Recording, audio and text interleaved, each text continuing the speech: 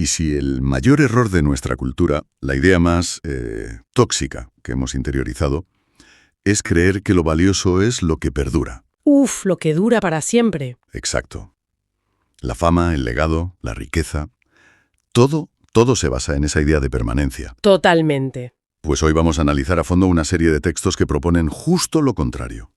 Una tesis que es, casi una herejía. Ya te digo. Que el placer real, el tangible, es lo más grande a lo que podemos aspirar. Precisamente porque es lo único que tiene la decencia de terminarse. Es una idea potentísima. La misión de este análisis es explorar un concepto que los autores llaman la teodicea del placer, y ver cómo esta idea, apoyada en neurociencia, en filosofía, no solo redefine la felicidad, sino que llega a proponer, ojo, una solución a las crisis mundiales. Es que ya solo el nombre, teodicea del placer, es toda una declaración de intenciones, ¿no? Es una provocación, ¿sí? Claro, porque una teodicea tradicionalmente es un argumento para intentar justificar la bondad de Dios, a pesar de que existe el mal. El famoso problema del mal, sí. Exacto. Pero aquí le dan la vuelta por completo. Esta teodicea del placer no intenta justificar el mal. ¿Qué justifica entonces? Justifica el diseño del universo a través del propio placer. La premisa es que el placer es la prueba, la llaman la firma de los dioses. Me gusta eso, la firma de los dioses. Es la prueba de que el sistema, en su base, está bien hecho. Y lo más importante, que su carácter efímero, eso que siempre hemos visto como un fallo, como una tragedia casi, pues no es un defecto de diseño. Es su característica más sabia, más justa y, sobre todo, más liberadora. Sino la clave de su valor. Me cuesta empezar a procesarlo. Va en contra de todo. De todo lo que nos han enseñado. Pero bueno, para entenderlo creo que hay que ir a la base. Los textos son muy claros. La biología es irrebatible. Totalmente. Porque esto no es poesía, es neuroquímica pura y dura. El punto de partida es que el cerebro no tiene un centro de la felicidad. No existe tal cosa. No. Tiene como mínimo dos sistemas distintos que confundimos constantemente y que además funcionan de maneras opuestas. Entender esto es la piedra angular de todo. Vale, pues vamos a desglosar esto. Por un lado está la dopamina. Siempre hemos oído que es la molécula del placer. Sí, el gran mito. Pero los textos la destrozan. La destrozan porque esa idea es un malentendido popular. Un error de base. La dopamina no es el sistema del gustar, es el sistema del querer. Del querer, la búsqueda. Exacto. Es la molécula de la anticipación, de la motivación, de la búsqueda. Es esa tensión que sientes antes de dar el primer bocado o la excitación de refrescar la página esperando un like. La ambición. Esa misma.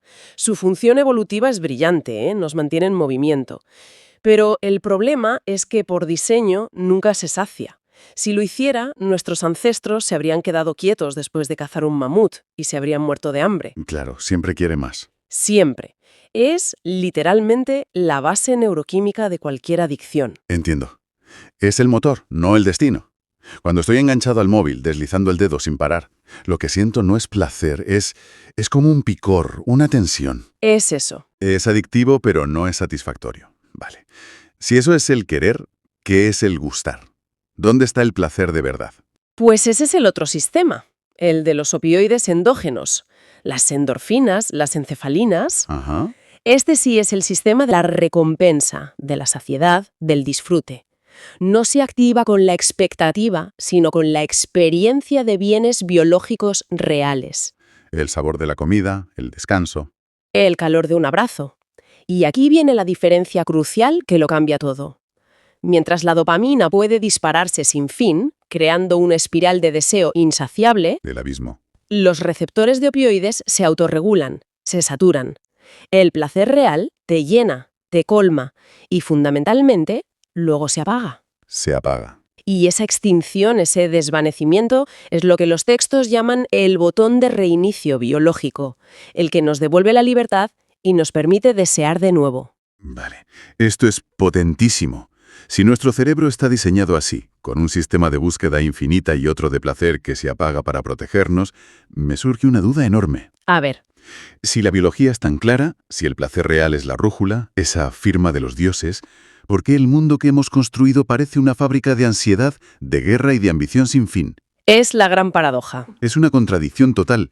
¿Por qué rechazamos la felicidad que está programada en nuestros genes? Esa es la pregunta del millón, sí.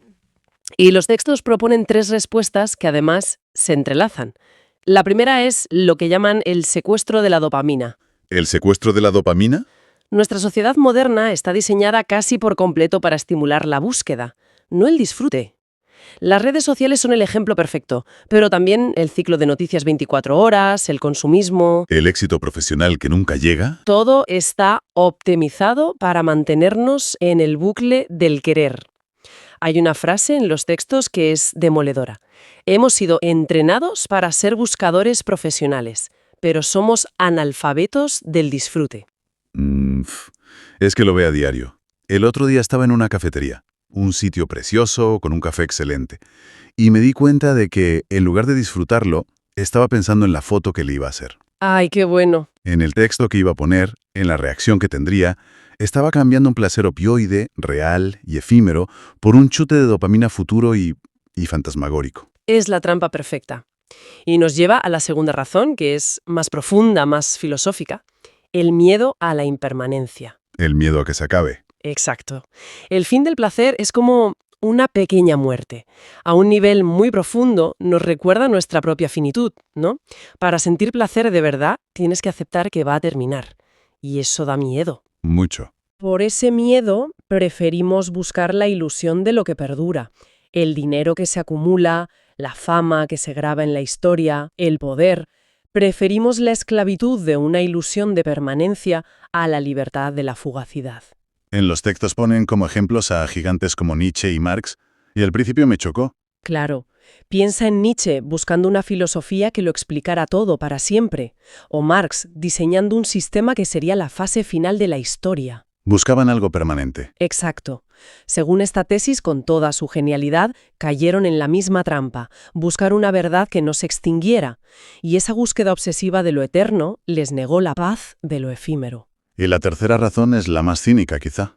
La más evidente, yo diría, la estructura del poder. Es muy simple. Un ser humano saciado es ingobernable. Un mal ciudadano, un mal consumidor. La insatisfacción crónica es el combustible del capitalismo y del control social. Si encuentras plenitud en un paseo, dejas de necesitar el último móvil. Te vuelves difícil de manipular. ¿Por eso se ha demonizado el placer? Históricamente, claro. Se le ha llamado pecado, debilidad, distracción, mientras se glorificaba el sacrificio por metas abstractas, la patria, la revolución, la vida eterna. Un momento, porque esto me lleva a una de las ideas más potentes que he leído aquí. Si huimos del placer por estas razones, entonces buscarlo activamente no es hedonismo perezoso. En absoluto. Los textos afirman que es todo lo contrario. Un esfuerzo consciente, una disciplina casi espiritual. Disciplina del placer. Suena contradicción, ¿no? Suena contradicción porque hemos asociado placer con pasividad y exceso.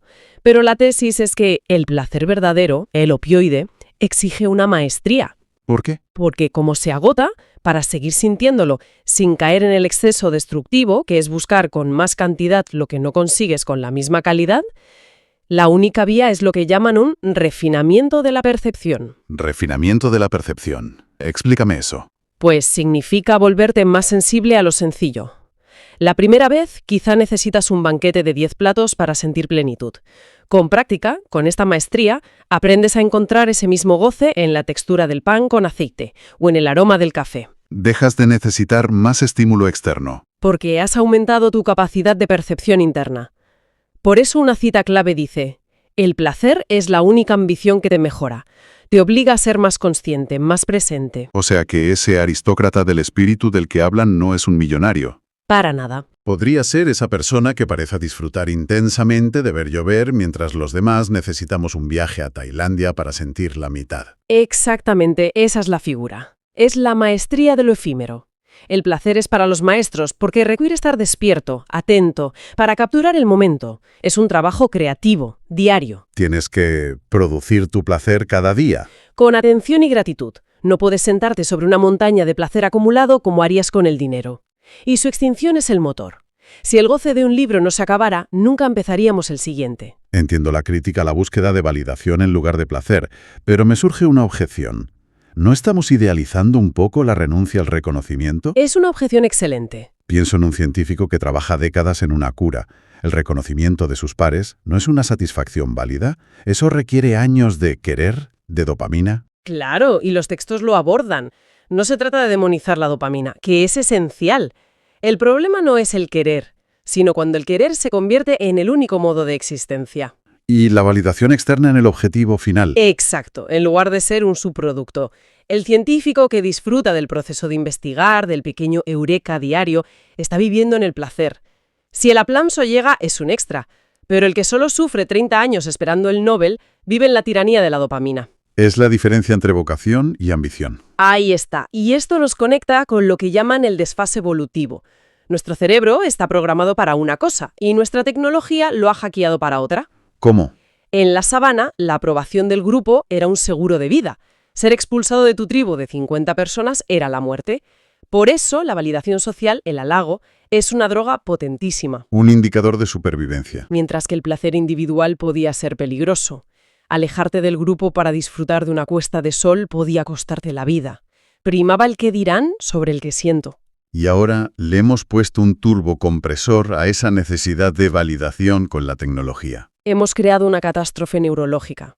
Hemos cambiado la tribu de 50 personas que te conocían por una tribu virtual de 5.000 millones de desconocidos. El like. El like es dopamina barata, un simulacro de esa validación ancestral.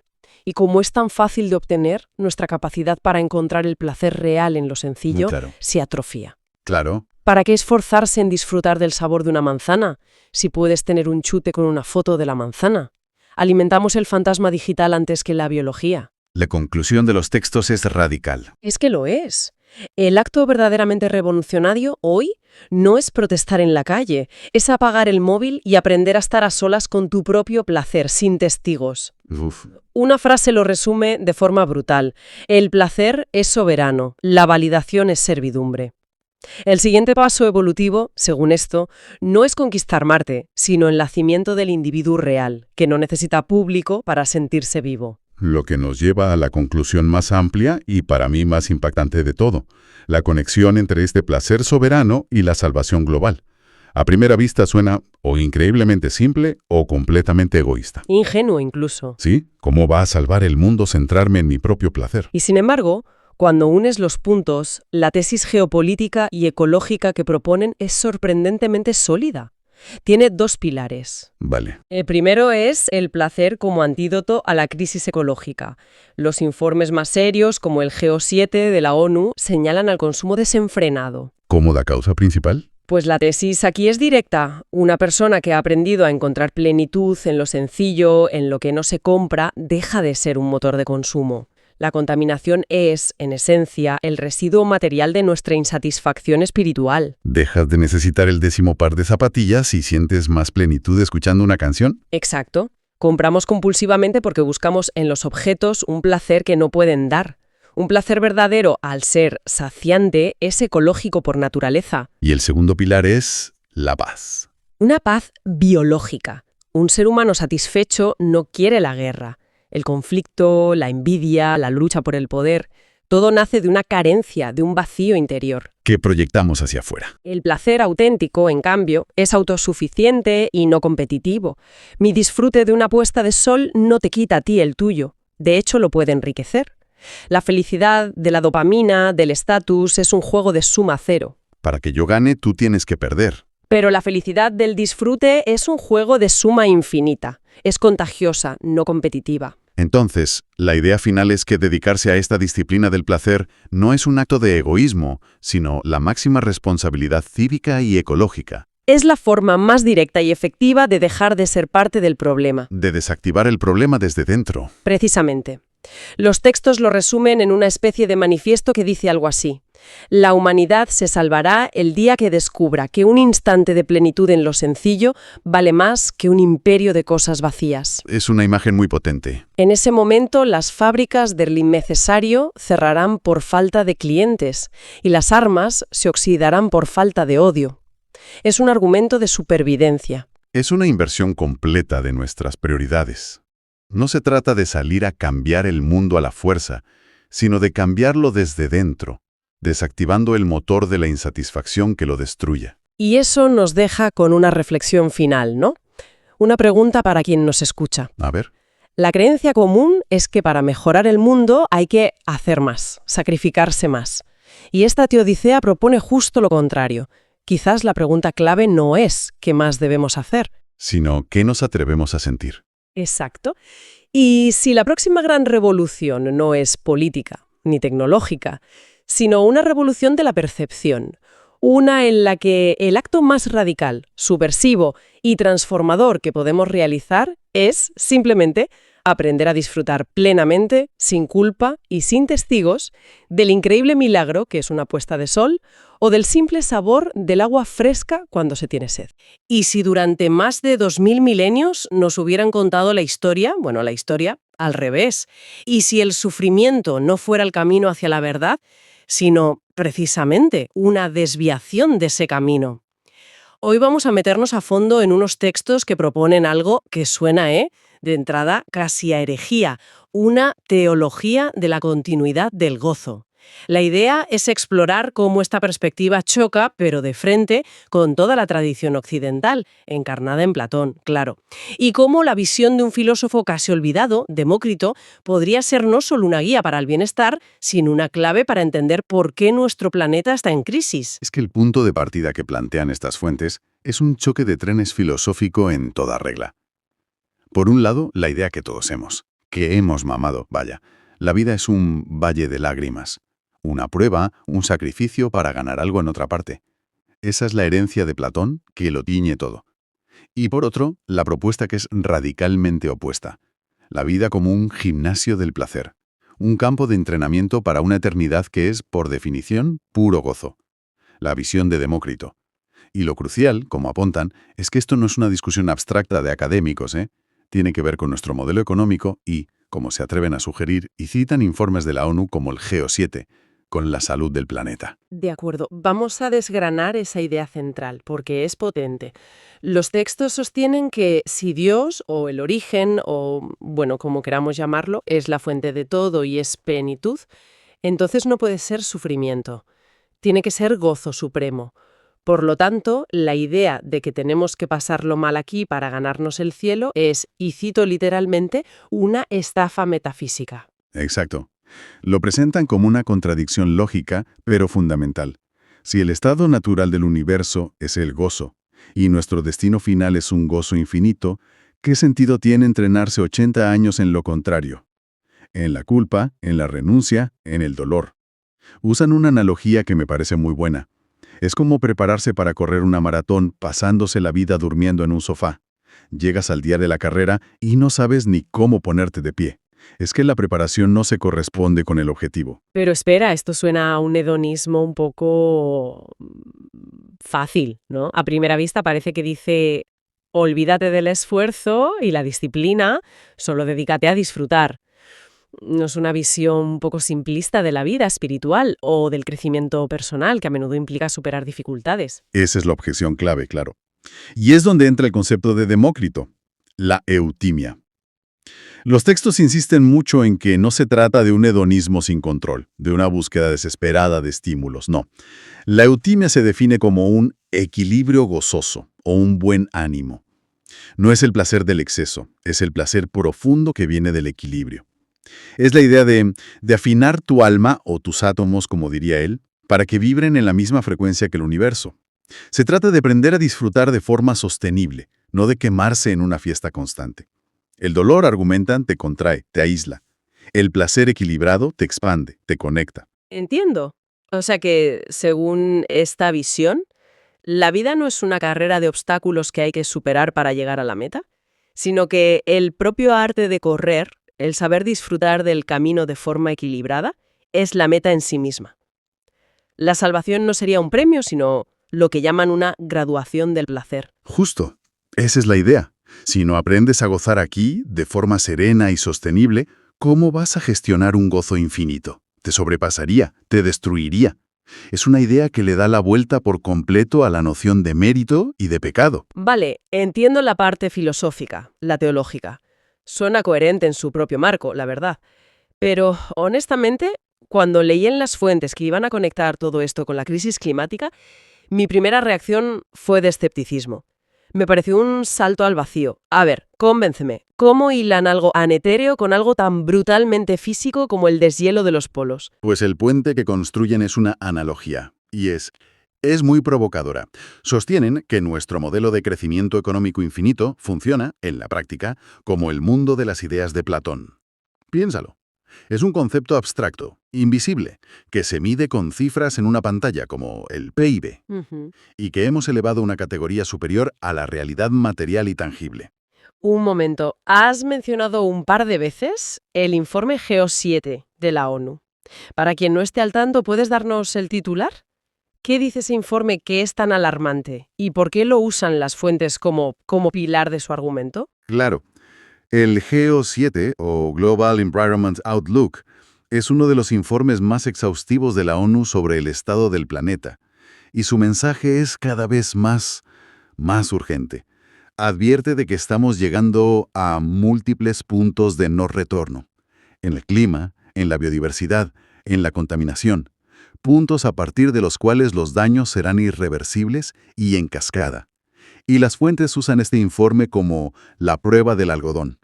Dicen que el GEO7 es el estado de cuentas de una civilización platónica. Es la factura que nos pasa el mundo material por haberlo sacrificado en el altar de un ideal abstracto. O sea que para alimentar ese ideal del crecimiento infinito, sacrificamos lo real. Talamos un bosque para aumentar la producción de madera, contaminamos un río para instalar una fábrica. Sacrificamos lo concreto por la cifra. Exactamente. Y ahí conectan con Demócrito. Al despreciar la materia, que para él era la única realidad, hemos terminado despreciando el planeta. Nos convencieron de que la verdad estaba en los números, en los gráficos ascendentes, y olvidamos algo básico, que nuestros cuerpos y el planeta están hechos de átomos finitos que necesitan equilibrio, homeostasis, no una tensión constante hacia un ideal inalcanzable. Espera, homeostasis, equilibrio atómico, suena muy técnico. En la práctica, para una persona de a pie, ¿qué significa eso? ¿Significa simplemente no pasarse con la comida y dormir 8 horas o es algo más profundo? Es ambas cosas. En el nivel más básico sí es eso. Cuidar tu cuerpo, no someterlo a un estrés constante. Pero a nivel filosófico, es una ética de la suficiencia. Es entender que el objetivo no es acumular más y más, sino encontrar el punto de equilibrio en el que estás bien con lo que tienes. La ética de Demócrito es, si tus átomos están tranquilos, eres feliz. La ética que heredamos de Platón es, nunca es suficiente, siempre tienes que luchar por trascender tu estado actual. El placer de Demócrito es sostenible. Nuestra búsqueda de crecimiento es, por definición, insostenible. Pero, un momento, ¿no es esa devaluación de lo material, ese deseo de trascender lo que ha impulsado también grandes avances? El querer ir más allá de nuestras limitaciones físicas nos ha dado la medicina moderna, la exploración espacial. ¿No están las fuentes presentando una visión un poco simplista, como si todo lo abstracto fuera malo por definición? Es una objeción muy pertinente, sí. Y creo que los textos no dirían que lo abstracto es malo en sí. El problema no es tener ideales, es la jerarquía que hemos establecido. El punto que recalcan es, cuando el ideal abstracto del crecimiento choca con la salud de un ecosistema concreto, ¿cuál de los dos gana en nuestro sistema actual? Casi siempre gana el ideal. La crisis climática es, según esta lógica, la materia rebelándose. La naturaleza nos está recordando de forma brutal que no somos ideas, somos átomos. Y si los átomos del aire o del agua se desequilibran, ningún ideal económico nos va a salvar. Entendido. Pero esto me lleva a una pregunta más profunda. ¿Por qué elegimos este camino? No sé si te pasa a ti, pero a mí esta idea de que elegimos a Platón sobre Demócrito me suena extraña. No fue un referéndum, vamos. ¿Cómo explican las fuentes que una idea se impusiera sobre la otra de una forma tan aplastante durante siglos? La explicación que dan es fascinante, la verdad, y la describen como una herida abierta en la psique de Occidente. Sostienen que la clave está en la forma en que se nos enseñó a concebir la verdad. Nos invitan a releer la famosa alegoría de la caverna de Platón. A menudo la recordamos como una bonita historia de liberación, pero si lees el texto, el proceso es increíblemente violento. Platón dice que al prisionero hay que arrastrarlo a la fuerza por la áspera y escarpada subida, que la luz del sol le causa dolor en los ojos, que al principio está confuso y quiere volver a la oscuridad. Es verdad, no es una revelación pacífica, es un trauma. Compramos la idea de que la verdad tiene que doler. Es la mentalidad del no pain, no gain aplicada al conocimiento y al espíritu. Si no te está costando un sufrimiento enorme, es que no debe de ser la verdad auténtica. Ahí está. Ahí está la inversión de valores fundamental. A partir de ahí, la paz de Demócrito, ese equilibrio gozoso, empezó a parecer algo simple, superficial, casi estúpido. Una verdad que te permite relajarte y disfrutar de un atardecer sin buscarle un significado oculto y trascendente, tiene que ser, según esta lógica, una verdad menor. Preferimos la verdad que nos desgarra, la que exige un sacrificio. Decidimos que el placer es un engaño, un señuelo que te mantiene atado a las sombras de la caverna. Mientras que el dolor, la insatisfacción, es lo que te mantiene despierto y te empuja al progreso. Piensa en la cultura del esfuerzo o del hustle en el mundo laboral. El burnout, el agotamiento, casi se ha convertido en una medalla de honor.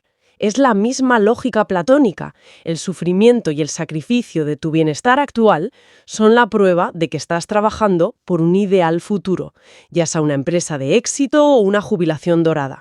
El simple gozo del presente se ve como pereza o falta de ambición. Totalmente. Es una neurosis colectiva. Es como la persona que no se siente productiva si no está estresada, que necesita la presión para sentir que está avanzando. Las fuentes argumentan que hemos construido toda una civilización sobre esa misma neurosis. La lógica es perversa. El placer te da satisfacción. La satisfacción detiene la búsqueda. Por lo tanto, el placer es estancamiento. En cambio, el dolor es tensión. La tensión te obliga a moverte, a superarte. Por lo tanto, el dolor es progreso. Occidente se convirtió en una máquina de progreso infinito porque aprendió a odiar el relax de Demócrito. Entonces, al final, todo se reduce a dos preguntas que te puedes hacer cada mañana. ¿Mi objetivo hoy es estar en paz con lo que soy y lo que tengo? ¿O mi objetivo es luchar contra mí misma para conseguir algo que me falta? Exacto. Y hemos elegido sistemáticamente la segunda. Primero fue una moral religiosa basada en el sacrificio para ganar el cielo, y luego se secularizó en una ética del trabajo, basada en el sacrificio para ganar un estatus o una riqueza futura. La conclusión a la que llegan es que hoy estamos viviendo el resultado final de esa apuesta por Platón, y el resultado es una sociedad de gente súper productiva y súper ansiosa, rodeada de metas por las que matarse a trabajar, pero que ha olvidado cómo simplemente disfrutar de un café al sol. Hemos quemado los libros que nos enseñaban a estar en paz con nuestra naturaleza para quedarnos solo con los que nos enseñan a despreciarla. Entonces, para recapitular, hemos recorrido un camino que empezó con una propuesta casi teológica sobre la vida después de la muerte y ha terminado en un diagnóstico completo de nuestra civilización, un análisis que conecta una antigua elección filosófica con la crisis ecológica del siglo XXI, con la ansiedad moderna y con nuestra obsesión por el crecimiento a toda costa. Hemos visto la idea de entrenar para el gozo, la crítica al crecimiento infinito como un ideal platónico destructivo y, quizá lo más inquietante, cómo hemos llegado a preferir culturalmente el dolor como motor de progreso. Lo que me parece más potente de todo esto es cómo nos obliga a reconsiderar por completo el valor que le damos al bienestar. La filosofía de Demócrito, que a menudo se despacha como simple materialista o superficial, se revela en esta lectura como algo mucho más profundo. Una potencial estrategia de supervivencia biológica. El placer equilibrado, la eutimia, deja de ser un capricho o una indulgencia para convertirse en un acto de armonía con el universo. Y lo que es más urgente con el planeta. Las fuentes concluyen con una frase que es lapidaria. La verdad se convirtió en un látigo, y el placer en una culpa. Y esto nos deja con una pregunta para reflexionar. Si aprender a disfrutar de forma equilibrada no es una distracción egoísta, sino quizá nuestra principal tarea espiritual y además una estrategia de supervivencia, ¿qué pequeño acto podríamos hacer hoy para empezar a entrenar en ese gimnasio del gozo? ¿Y si el placer no fuera un vicio, sino una brújula biológica? ¿Y el dolor? Pues no una prueba de carácter, sino simplemente una alarma de avería. Exacto. La propuesta de estos documentos es despojar al placer y al dolor de toda su carga moral. Quitarle el juicio de valor. Justo. No son ni buenos ni malos, son información. Son, digamos, el sistema operativo más básico que tiene la vida para decirnos, sigue por aquí, que esto funciona, Oh, cuidado. o cuidado para que algo se está rompiendo. Hoy vamos a explorar esta idea a través de 3 lentes, 3 ángulos muy potentes. A ver, ¿cuáles son? Pues mira, primero veremos el placer como una señal directa de salud y no al revés. Entendido. Segundo, nos meteremos en una paradoja fascinante. Cómo la búsqueda del placer más elevado, que sería el del conocimiento, puede convertirse en una trampa de sufrimiento. Ah, eso suena interesante. Y tercero, y aquí es donde la cosa se pone seria, analizaremos cómo una diferencia biológica fundamental en la experiencia del dolor, sobre todo entre hombres y mujeres, ha podido esculpir nuestra psicología como especie. De acuerdo, me gusta el planteamiento. Es como desmontar un motor para ver cómo funciona de verdad, ¿no? Empecemos por la pieza más básica. El placer como movis, como un indicador de que todo va bien. Eso es. La idea de partida es que la naturaleza no es tonta. Si algo te da placer, como el sabor de una fruta madura, el calor del sol o un abrazo, Lo más básico. lo más básico, es porque evolutivamente te conviene. No es un lujo, es un mecanismo de supervivencia. De un cóctel que se libera en el cerebro. Claro, y a nivel químico es fascinante. Cuando sentimos placer, el cerebro no solo nos da una palmadita en la espalda, libera un verdadero cóctel de mantenimiento. ¿Cómo cuál? Por un lado, la dopamina, que es el motor de la motivación. Nos dice, sigue haciendo eso, es bueno para ti. Luego está la serotonina, que es como el estabilizador del ánimo. Nos da esta sensación de bienestar. De que todo está en su sitio. Justo. Y finalmente, las endorfinas, que son nuestros analgésicos y antiinflamatorios naturales. O sea, no es solo sentirse bien, es que el cuerpo entero entra en modo reparación y fortalecimiento. O sea que el placer no es la recompensa que obtienes después de hacer algo sano, No, sino que es parte del proceso de estar sano. esa es la clave. Hay una frase en los documentos que a mí me parece que lo cambia todo. Dice, la salud no es la ausencia de enfermedad, sino la presencia activa del placer en la vida cotidiana. Eso le da la vuelta a todo. Totalmente. Le da la vuelta a nuestra concepción médica habitual.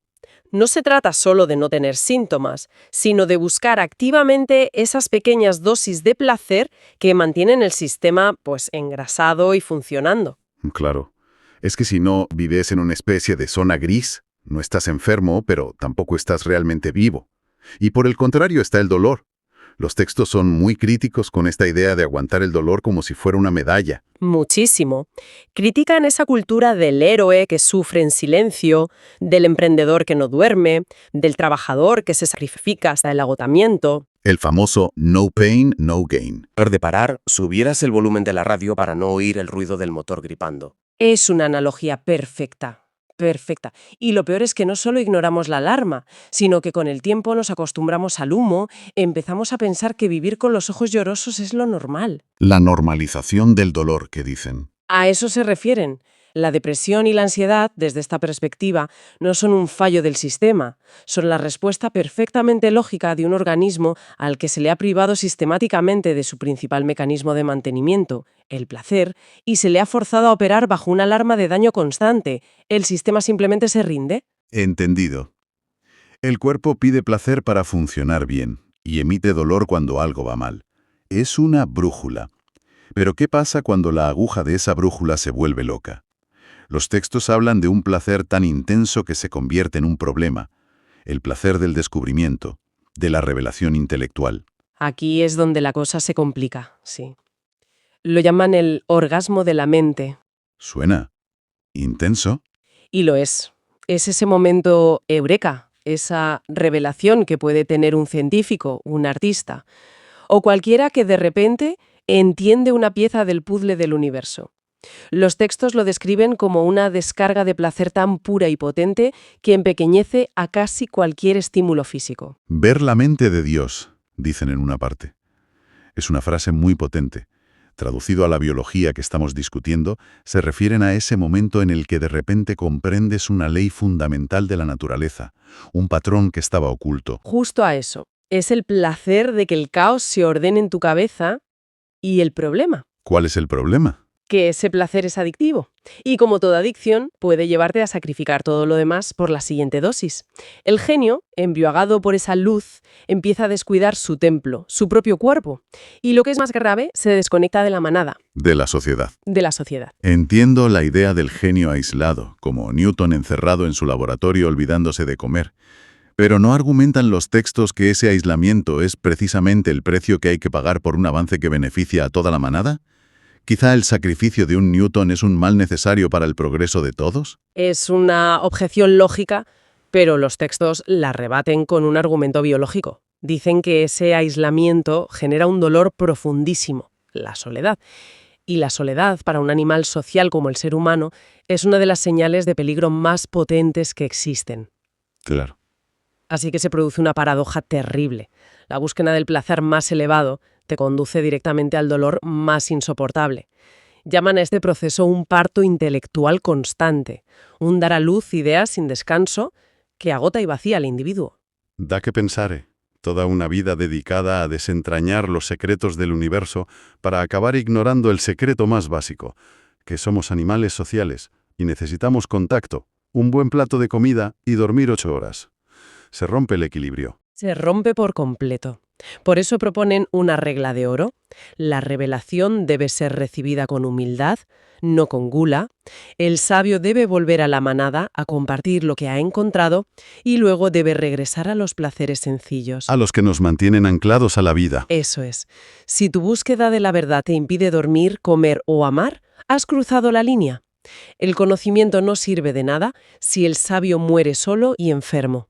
La inteligencia debe usarse para descubrir el mundo, pero el placer es la herramienta para vivir en él. Claro, ese desequilibrio es clave. Y si el dolor es esa gran señal de alarma, los textos proponen que el dolor más fundamental de todos, el del parto, no solo ha sido una alarma, sino el arquitecto de nuestra propia psicología como especie.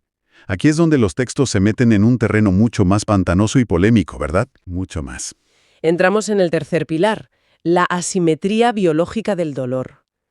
La tesis es provocadora. Dice que la naturaleza usa el placer como carnada para asegurar la supervivencia de la especie. Vale. El sexo es placentero para que nos reproduzcamos, comer es placentero para que nos nutramos.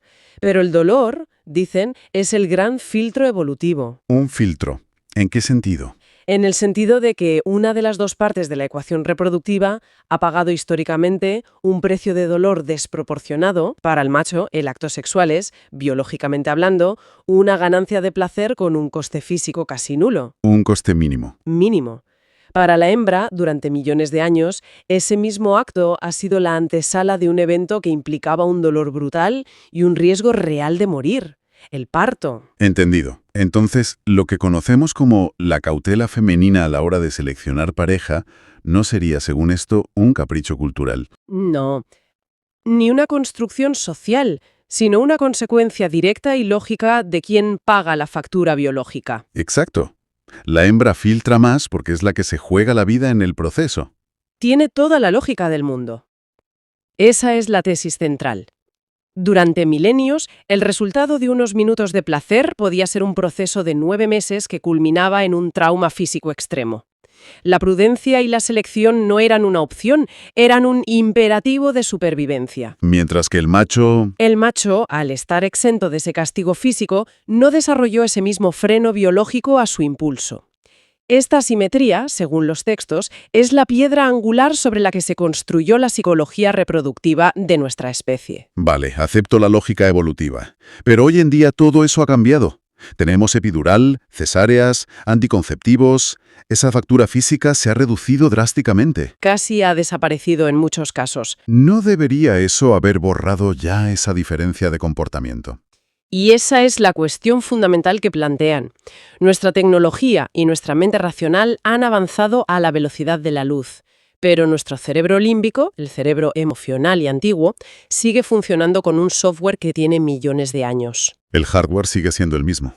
El hardware no se ha actualizado. Los textos lo llaman el atavismo del dolor. A ver si lo entiendo. Me estás diciendo que, según esta tesis, cuando una pareja moderna discute sobre la frecuencia de sus relaciones, en realidad podrían estar teniendo un debate con los fantasmas de sus ancestros de hace 200.000 años. Es una forma perfecta de resumirlo.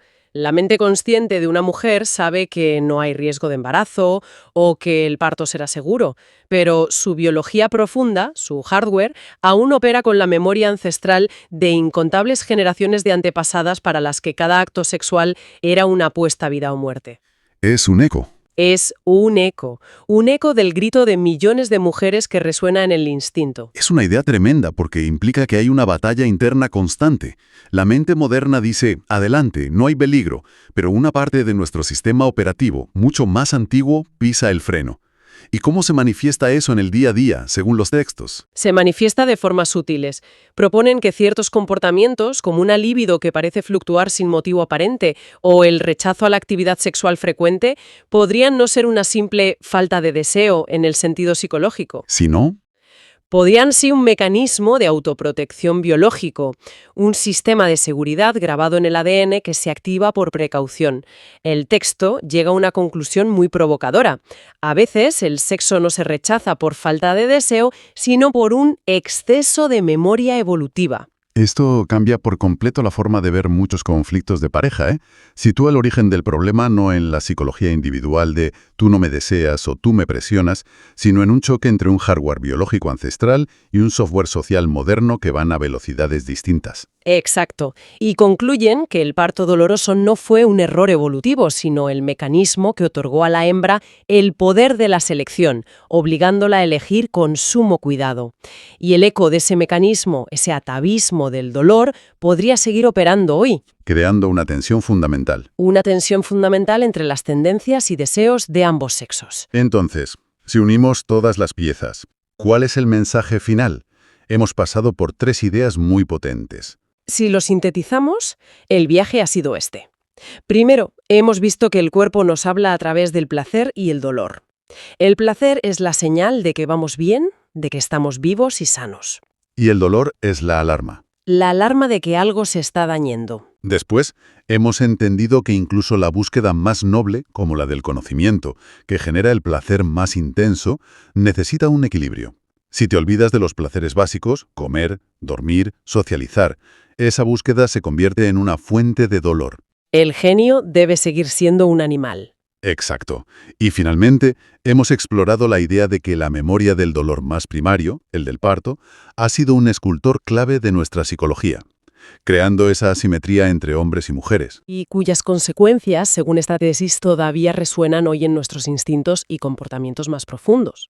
En definitiva, los textos nos invitan a escuchar a nuestro cuerpo con más respeto, a dejar de tratar el placer como un capricho y el dolor como un enemigo a batir y empezar a verlos como lo que son, los mensajeros más honestos que tenemos. El placer no es una emoción que te llega por casualidad, ni un ideal filosófico, no. Es un hecho técnico. Como si fuera una obra de ingeniería. Exacto. Algo que se puede diseñar, que se puede construir, como un puente o un programa de ordenador.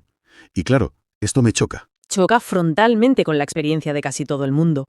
El placer es algo que se persigue, que buscas fuera y que casi siempre es fugaz. Totalmente. Es la famosa cinta de correr hedónica. Te matas por conseguir algo, un ascenso, un coche nuevo, lo que sea. Validación en redes sociales. Eso. Y lo consigues, sientes ese subidón y a los 2 días ya estás otra vez en la casilla de salida buscando lo siguiente. Es agotador. Sí, es un ciclo sin fin. Por eso, la pregunta que me hago al leer todo esto es, ¿de verdad es posible salirse de esa rueda? Programar el placer para que sea, no sé, tu estado base, algo constante. Me suena casi demasiado bueno para ser verdad. Pues esa es precisamente la promesa de lo que los textos llaman el método Torregrossa. Y para entender lo radical que es, hay que ver contra qué se está rebelando. Contra la filosofía clásica, ¿no? Principalmente. Piensa en los arquitectos de nuestra cultura. Platón, para quien el placer era una sombra engañosa, algo que te despistaba de la verdad. Y luego Aristóteles, que lo intelectualizó, lo ató a la virtud. Lo convirtió en algo frío, lógico. Justo. En el fondo, ambos nos enseñaron a desconfiar del placer, o a ponerlo en un segundo plano, como algo que hay que merecer o que incluso es sospechoso. Y aquí la propuesta es la contraria. Es un giro de 180 grados. No va de filosofía, sino de biología. La misión de este análisis es explorar cómo este método quiere convertir el placer en una ciencia aplicada. accesible, ¿Para cualquiera? para cualquiera que esté dispuesto a ser el ingeniero de su propia mente. Y aquí está la clave, que desmonta muchas barreras. No se necesita riqueza, solo se necesita técnica. De acuerdo, pues empecemos a desmontar esa técnica. La primera idea fuerte es que el placer es un diseño consciente, no un accidente. Pero aquí llega mi primer choque. A ver, Los textos afirman que usar el libre albedrío para tomar decisiones a cada momento es un error garrafal, que nos deja sin energía. espera, ¿cómo? Si toda nuestra cultura se basa en que la libertad es elegir. Claro, pero es que proponen una redefinición total de lo que es el libre albedrío. La metáfora central es potentísima. La mente es el programador. Y el cerebro es el ordenador. Exacto. En este modelo, el verdadero acto de libertad no es la microdecisión de ¿voy hoy al gimnasio o no? Eso es un desgaste inútil de energía. Que es lo que hacemos constantemente, todos los días. El verdadero libre albedrío, dicen, se ejerce una sola vez, pero en un nivel superior, al programar el sistema para que esa decisión se ejecute sola. O sea, en lugar de ser el usuario que hace clic en los botones cada día, te conviertes en el desarrollador. Escribes el código una vez y dejas que el programa corra solo. Esa es la idea exacta. Y se logra con dos herramientas principales. La primera, y sé que esto genera rechazo, es la automatización. Los horarios, las rutinas. Suena a rigidez, a una jaula. Lo sé, pero según esta visión, es todo lo contrario. Te otorga la libertad definitiva. Al automatizar las tareas que requieren esfuerzo, el trabajo, el ejercicio, la alimentación, liberas a tu conciencia. Te quitas de encima la batalla diaria de obligarte a hacer las cosas. Justo. Y toda esa energía mental que antes quemabas en la fuerza de voluntad, ahora queda disponible para el disfrute. Para el éxtasis, liberas, por así decirlo, ancho de banda mental, para dedicarlo a lo que de verdad da placer. Precisamente. Y el segundo pilar de esta programación es el control consciente del entorno. Los textos son tajantes en esto. Todo lo que ves y oyes está programando tu cerebro, te des cuenta o no, seas consciente o no. Claro. Si tu entorno por defecto son las noticias catastrofistas, las quejas constantes de la gente o un espacio feo y desordenado, estás instalando activamente un software de dolor. Y la ingeniería aquí sería seleccionar tus inputs. Es un diseño activo, sí. La música que escuchas, el arte que ves, la gente con la que hablas, es instalar deliberadamente un software de placer. Vale, entiendo la idea de programar las rutinas y el entorno, pero ¿eso es suficiente? Quiero decir, uno puede acostumbrarse a todo, incluso a la belleza. ¿No hay un riesgo de que el sistema se estanque? ¿De que el placer se evapore por pura costumbre? Esa es la pregunta clave, y nos lleva al corazón del método, un concepto que llaman el prouniplacer, la proporción entre unidades de placer. Exacto. La analogía que usan es la de una dieta mental. Es muy clara. Si solo comieras el alimento más sano del mundo, brócoli, por ejemplo, todos los días, ¿Acabarías enfermo? tu cuerpo acabaría enfermando por falta de otros nutrientes. Pues con la mente pasa exactamente lo mismo. Sufre de lo que llaman desnutrición mental. Me gusta el concepto. Desnutrición mental. Es que es muy gráfico. Cuando la mente se obsesiona y se alimenta de una sola unidad de placer, por muy buena que sea, se vuelve rígida, frágil, y ahí aparecen la ansiedad y el dolor. Como el que solo se alimenta de trabajo, por ejemplo. Ese es el caso clásico. Imagina a alguien que solo se nutre de la unidad de la razón. Lo analiza todo, lo planifica todo, al principio se siente en control, pero pronto acaba asfixiado, incapaz de disfrutar de nada espontáneo. O el arquetipo del ejecutivo obsesionado con la unidad de la competición. Vive en una guerra constante. Una guerra perpetua. Puede que gane mucho, pero el coste es un agotamiento y una amargura terribles. El sistema se quema. Y mencionan 25 de estas unidades. Es un número muy específico. ¿Podrías dar algunos ejemplos más? Sobre todo de las que solemos olvidar. Claro, no podemos detallar las 25, pero sí podemos ver la variedad de la dieta. Aparte de la razón o la competición, que hay que usar en su justa medida, hay otras fundamentales. Una es el cuerpo. Lo más básico. El placer simple y directo de una ducha, de saborear la comida sin distracciones, de sentir el sol.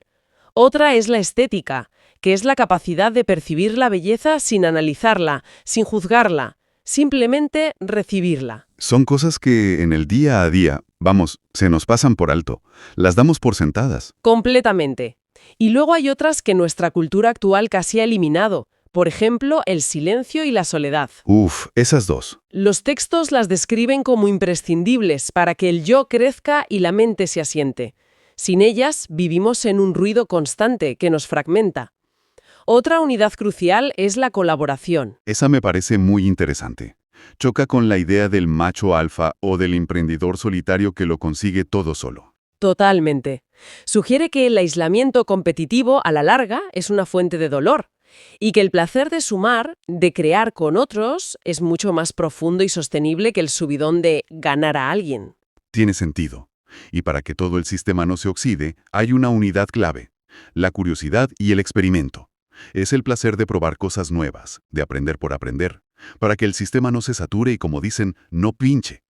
La clave no es una sola, sino la mezcla. Es la habilidad del ingeniero para combinarlas, para asegurarse de que su mente recibe una nutrición variada cada día. Vale, la teoría es fascinante, de verdad, pero también suena abrumadora. ¿Cómo se supone que una persona normal gestiona una dieta de 25 nutrientes mentales sin volverse loca? No me imagino con una hoja de cálculo apuntando hoy 10 minutos de estética y 5 de silencio.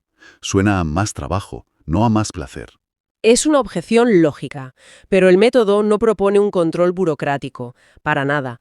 Aquí es donde entra en juego la consciencia, que actúa no como un gestor obsesivo, sino como un regulador sutil. ¿Un regulador? Sí, su función se resume en 3 acciones. La primera es simplemente identificar. Es un acto de autoobservación honesta. Darse cuenta, por ejemplo, de que llevas meses sin sentir asombro o que has olvidado por completo la unidad del juego, del humor. Es hacer un diagnóstico, ver las carencias, sin culpa. Exacto. El segundo paso es observar en tiempo real.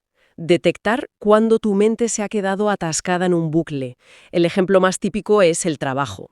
Puedes observar que tu cerebro lleva 8 horas funcionando solo en modo razón y análisis, y sientes la rigidez, la tensión física.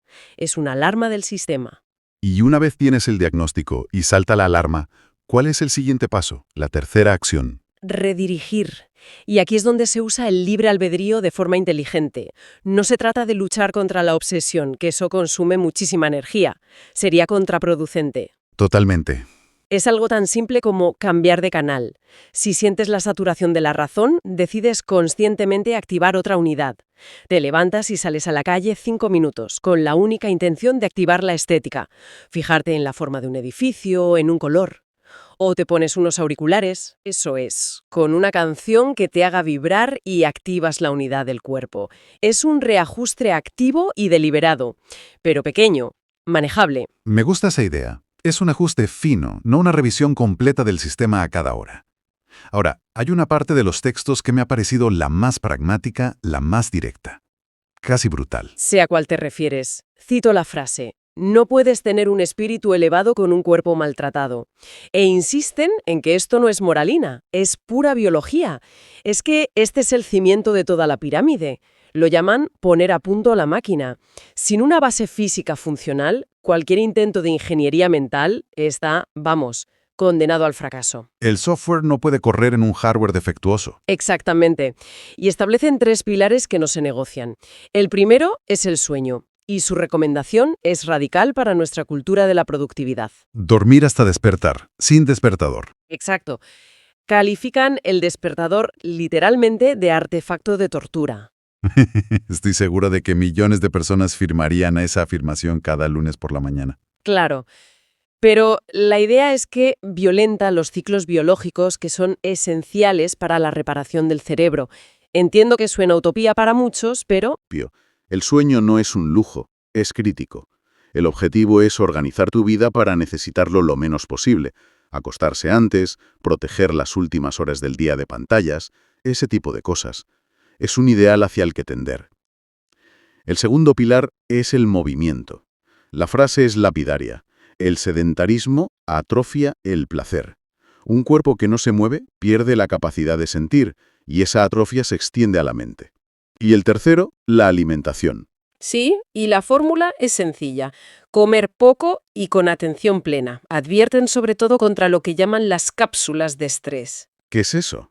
Comer mientras ves las noticias, discutes por teléfono o revisas el correo. Dicen que esas interrupciones literalmente envenenan el acto de nutrirse, lo convierten en una fuente más de ansiedad. El camino al éxtasis mental, por tanto, empieza por algo tan terrenal como dormir bien y comer tranquilo. No hay otra. Entonces, si una persona consigue aplicar todo esto, programa sus rutinas, equilibra sus 25 unidades y cuida la máquina, ¿cuál es el resultado final? Los textos hablan de fortalecer la economía interna. ¿Qué significa eso en la práctica? Significa que tu dependencia del mundo exterior para obtener bienestar se desploma. Al generar tu propio placer desde dentro, con esa combinación de unidades, ya no necesitas la validación externa. Ni el consumo compulsivo o el éxito profesional como muletas. Exacto. La fuente de placer se traslada de fuera hacia adentro. Y eso te hace inmensamente más libre, más resiliente. Has de ser un consumidor de placer para convertirte en un productor de placer. Esa es una forma excelente de expresarlo. El placer deja de ser esa cosa esquiva que persigues y se convierte en lo que decíamos al principio, un hecho concreto y perpetuo. Una actualización del hedonismo clásico. Sí, es como una actualización de Aristipo. Él decía que el placer es ahora y es físico. El método Torregrosa le añade, y si aplicas la ingeniería correcta, ese placer puede ser infinito. La habilidad clave del siglo XXI no es ser rico, es ser un hábil ingeniero de tu propia psique. El recorrido ha sido intenso, ¿eh? Hemos pasado de cuestionar a los grandes filósofos griegos a meternos en un manual de instrucciones para el cerebro. Es un viaje, sí. Si intento resumirlo, hay 3 ideas que me han dejado dándole vueltas. La primera es esta, que el placer no es algo que te pasa, sino algo que se construye. Un proyecto de ingeniería. Fundamental. La segunda es la metáfora de la dieta mental. La idea de que mi mente necesita una variedad de nutrientes para estar sana y que si me obsesiono con uno solo, aunque sea la razón, la estoy desnutriendo. Es un cambio de paradigma. Y la tercera, que es la que más me choca, es la redefinición del libre albedrío. No usarlo para la microdecisión, sino para diseñar el sistema que tomará esas decisiones por mí. Voy por buen camino. Has captado la esencia a la perfección. Si tuviera que añadir una conclusión, diría que este método es una herramienta de empoderamiento radical. Te saca del asiento del pasajero de tu propia vida. Te da el control. Demuestra que el placer intenso y sostenido no es una lotería, sino una ciencia que requiere técnica y mantenimiento. Y a la inversa, presenta el dolor y la ansiedad no como un destino inevitable, sino muy a menudo como el resultado de la pereza mental, de la falta de un plan. Es la consecuencia de dejar que un cerebro no programado funcione por defecto. Exactamente. Pues para terminar, y basándome en todo lo que hemos analizado, me gustaría lanzar una pregunta al aire. Una reflexión para que cada cual la explore. Adelante. Si es cierto que la mente, como el cuerpo, sufre de desnutrición por falta de variedad, ¿cuál podría ser la unidad de placer más olvidada o infravalorada en nuestra vida moderna? Quizás sea el silencio, el juego, el asombro. Y la segunda parte de la pregunta es, ¿qué pasaría si se empezara a cultivar esa unidad olvidada conscientemente? No como un lujo de fin de semana, sino como un nutriente esencial de nuestra dieta diaria.